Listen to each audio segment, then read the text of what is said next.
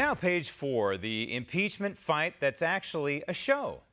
Remember the scene from the movie Rocky, Rocky 1, where Apollo Creed's manager is in his corner after a couple of rounds, and the manager says to Creed, he, Rocky, doesn't know this is a damn show. He thinks it's a damn fight. The manager then says, let's finish this bum and go home. Well, it's time for Utah Senator Mitt Romney to dust off that classic movie and watch that scene. Watch it. Watch it over and over and over again until maybe a light bulb goes off for old Pierre Delecto. In the Senate, this impeachment is a damn political show. That's all it is. It's not a damn fight over any semblance of evidence that the 45th president did anything remotely wrong. It's not a damn fight over President Trump doing anything remotely unconstitutional. It's not a damn fight over President Trump doing anything remotely criminal. This is a partisan political theater designed to harm the 45th president.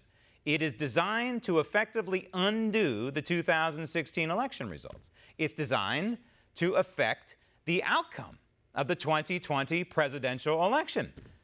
It's a cheap political production starring partisan thespians who wouldn't know the Constitution from a B-movie script. But Mr. Romney apparently believes this is a damn actual constitutionally based impeachment proceeding. Romney wants to hear more evidence, witnesses. These witnesses would be members of the president's cabinet. Hey, Mitt, constitutional bulletin for you. That would be a violation of the Constitution. It would be a violation of the separation of powers.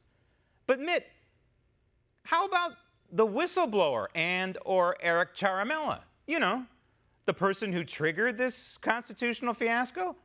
Don't you have any interest at all in hearing from the guy who cozied up to Adam Schiff and company to shape the complaint that is now the foundation for this hyper-constitutional attack on the Article II branch of government, Mitt?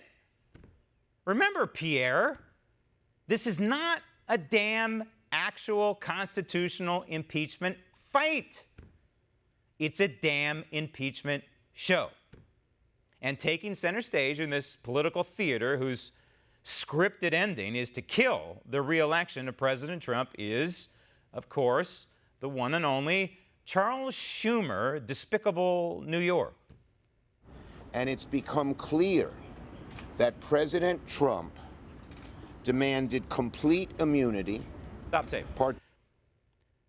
The president never demanded immunity for anyone, including himself.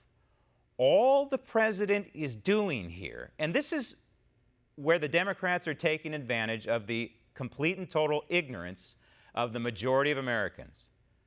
The President of the United States is not claiming, quote, immunity.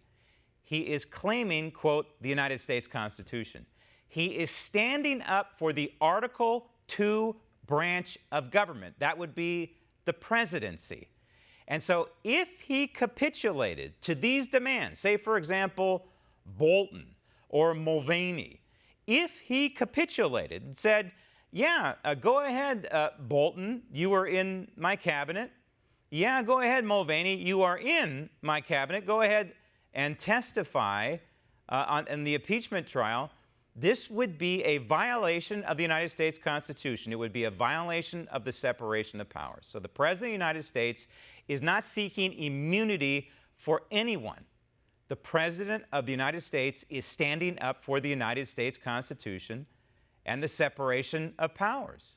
There's no immunity being sought here. And so Chuck Schumer uses these flaming words, these hot button words. They've probably been tested with focus groups. Immunity, that people think, oh, immunity, he's got something to hide. Donald Trump is not trying to hide anything at all.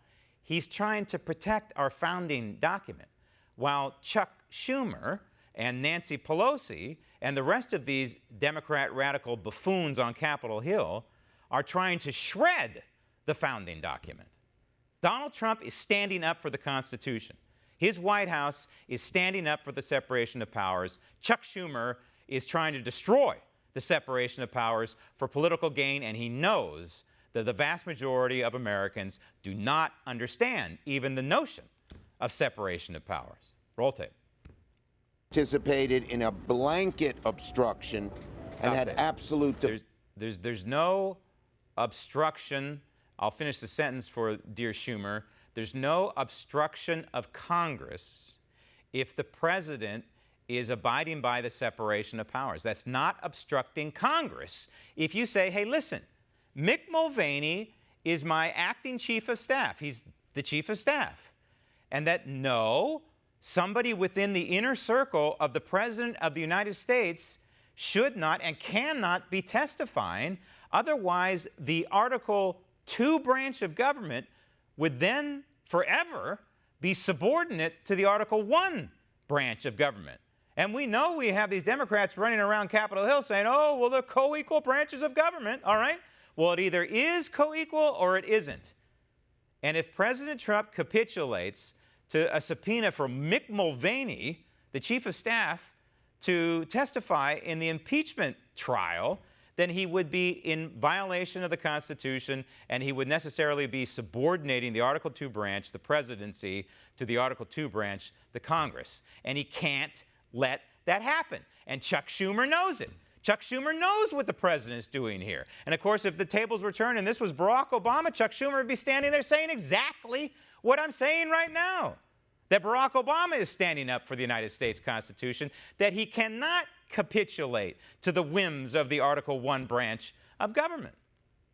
Roll tape. Defiance.